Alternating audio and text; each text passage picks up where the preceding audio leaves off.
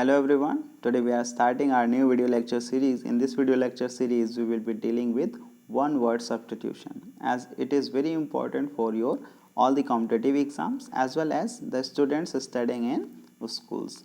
It has a weightage in your syllabus. So we are starting our first word. So a place where the animals are killed for food. ध्यान से समझना, ऐसी जगह जहाँ पर animal को किल किया जाता हो, मारा जाता हो, और वो किस लिए? फूड के लिए, यानी कि उन्हें खाने के लिए। ठीक है, तो उस जगह को हम बोलते हैं अबेटर, यानी कि कसाई खाना।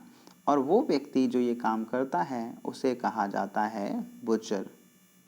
ये पिक्चर आपको याद दिलाएगी कि वो जगह क्या है, और इजीली आपके आसपास भी अगर इस प्रकार के स्थान हैं जहाँ पर ऐसा किया जाता है तो वो भी आप आसानी से पहचान सकते हैं। तो ये क्या है? कसाई खाना, जहाँ पर एनिमल्स को मारा जाता है फॉर फूड।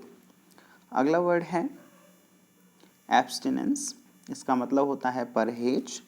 अगर आप किसी भी ड्रिंकिंग और ईटिंग हैबिट को अवॉइड कर रहे हैं, ड्रिंकिंग हैबिट मीन्स अल्कोहल वगैरह हो गया, ईटिंग में ऐसी चीज़ें हो सकती हैं जो आपके हेल्थ को इश्यूज़ क्रिएट करते हैं, हेल्थ से रिलेटेड इश्यूज़, तो आप उन चीज़ों को अवॉइड करते हो, तो इसे हम कह सकते हैं abstinence.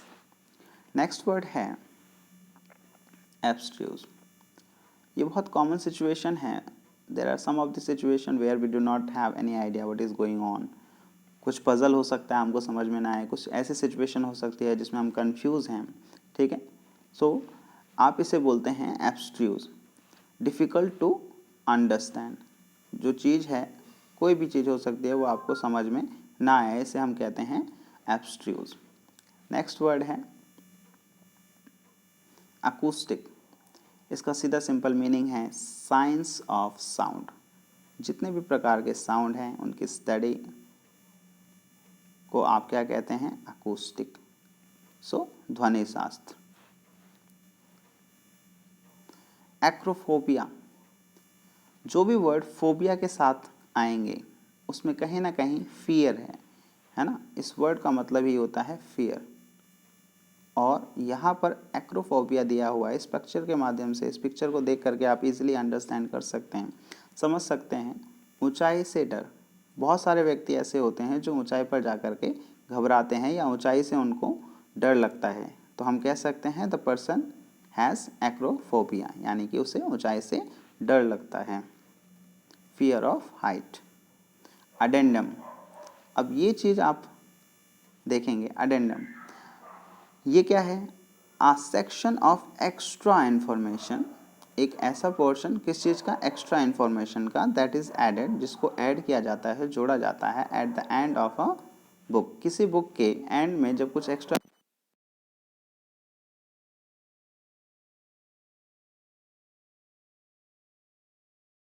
so addendum is what? A section of extra information that is added at the end of the book। किसी भी बुक के एंड में कुछ एक्स्ट्रा इन्फॉर्मेशन को जोड़ दिया जाना ही क्या कहलाता है? अडेंडम। उस पोर्शन को आप अडेंडम कहते हैं। अगला वर्ड है एडल्ट्रेट। किसी भी चीज़ को बेसिकली दूषित करना, मतलब जो भी चीज़ें हैं, अगर आप फर्स्ट फॉर्म देखेंगे तो वो प्योर होता है, बट अगर उसमें कोई भी चीज़ मिला दी जाए तो वो क्या हो जाता है? इम्प्योर हो जाता है, यानी कि वो दूषित हो जाता है। और दूषित होने से ही उसको आप क्या बोल सकते हैं? एडल्ट्रेट, दूषित करना। बहुत सारे वेजिटेबल्स हैं, फ्रूट्स हैं, जिनको बेसिकली जो उनका रियल या सही तरीके की ग्रोथ है, उससे भी ज़्यादा बढ़िया ग्रोथ देने के लिए कुछ केमिकल्स को उसमें डाल दिया जाता है, इंजेक्ट कर दिया जाता है, या किसी और तरीके से उसको मिक्स किया जाता है, ताकि वो क्या हो जाए? और बढ़िया दिखे या बेहतर दिखे, बट वो कहीं ना कहीं क्या हो रहा है? दूषित हो जाता है। तो हमें एडल्ट्रेट वर्ड को ध्यान रखना है। इसका मतलब क्या होता है? दूषित। ईयरिंग, इसका मतलब होता है घोंसला। और घोंसला किस बर्ड का? जो फ्लैश ईटिंग बर्ड है, यानी कि मांसाहारी पक्षी का घोंसला, उसको आप क्या कहते हैं? एरी। सो आपने देखा होगा इस बर्ड को। ये बर्ड बेसिकली है ना, जो भी अदर एनिमल्स होते हैं उनको खाता है, उनके मांस को खाता है। ठीक है, ईगल डेड बॉडीज़ के भी पार्ट को भी खाता है ये, है ना। तो बेसिकली मांस खाने वाले ऐसे पक्षी के घोंसले को आप क्या कहते हैं? एरी कहते हैं। नेक्स्ट वर्ड है एग्नोस्टिक। ये वर्ड थोड़ा सा ध्यान से समझने लायक है। आपकी स्क्रीन पर आप देख सकते हैं, इसका हिंदी में मीनिंग है अज्ञेयवाद। बट यहाँ पर ध्यान से देखिए, वन हु इज स्केप्टिकल, है ना, जिसको of the existence of God, है ना, एक ऐसा व्यक्ति जो क्या है, स्केप्टिकल है, जो बिलीव नहीं करता है कि गॉड है या नहीं है, वो दोनों ही बातों पर बिलीव नहीं करता है, उसे एग्नोस्टिक कहते हैं। देखो ध्यान से समझिए, यहाँ कई वर्ड और हैं। थीस्ट, थीस्ट का मतलब क्या हो गया, I believe in God. Basically यहाँ पर एक पर्सन है जिसने क्या कहा कि मैं गॉड पर बिलीव करता हूँ। जो व्यक्ति गॉड पर बिलीव करते हैं उनको थीस्ट कहते हैं। उसी का उल्टा एथीस्ट हो गया। ऐसे व्यक्ति भी हैं जो गॉड पर बिलीव नहीं करते, सीधा सीधा एक सिरे से उन्होंने मना कर दिया कि जो गॉड होता ही नहीं है, ठीक है, वो हो क्या हो जाएगा, एथीस्ट हो जाएगा। एग्नोस्टिक थीस्ट कौन हो जाएगा, एक ऐसा व्यक्ति जिसने कोई प्रूफ की ज़रूरत नहीं है, गॉड है या नहीं है, बस उसने सोच लिया चलो ठीक है मान लेता हूँ, ठीक है, आई चूज़ टू बिलीव। उसको बिल्कुल केयर नहीं है कि गॉड है या नहीं है, वो इस बात पर जाएगा ही नहीं, बस उसने एक बिलीव कर लिया कि चलो ठीक है मान लिया मैंने गॉड है, ठीक है। और there is another word agnostic atheist. इसका मतलब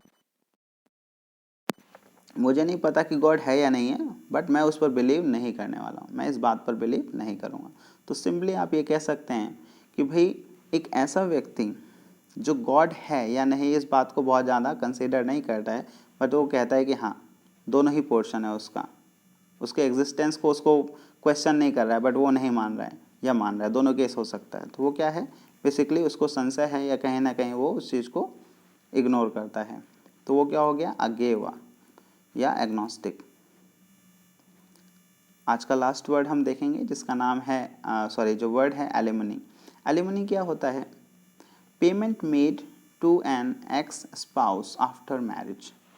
तो होता यह है कि भाई तलाक हो जाता है और तलाक के बाद दी जाने वाली जो रकम है उसी को आप बोलते हैं एलिमनी। सो जो खर्च होता है ना, जैसे बच्चे हैं और वाइफ है, अगर ये अर्न नहीं कर रही हैं तो उस केस में डाइवोर्स के बाद, है ना, कुछ पैसे दिए जाते हैं और वो पैसे बेसिकली क्या हैं, एलिमनी, क्योंकि वो तलाक के बाद दिए जा रहे हैं, इसलिए इसका जो नाम है वो ये है। इस वर्ड को आप बोलते हैं एलिमनी, तलाक के बाद दी जाने वाली रकम। आशा करता हूँ ये वीडियो आपको अच्छा लगा होगा और इसमें हमने जो वर्ड्स देखे वो भी आपको लंबे समय तक याद रहेंगे, और आगे ऐसे ही और वीडियोस में आप नए नए शब्दों को सीखेंगे। तो आप लगातार वीडियो को देखते रहें और नई नई चीज़ों को सीखते रहें। तब तक के लिए bye bye and have a good day.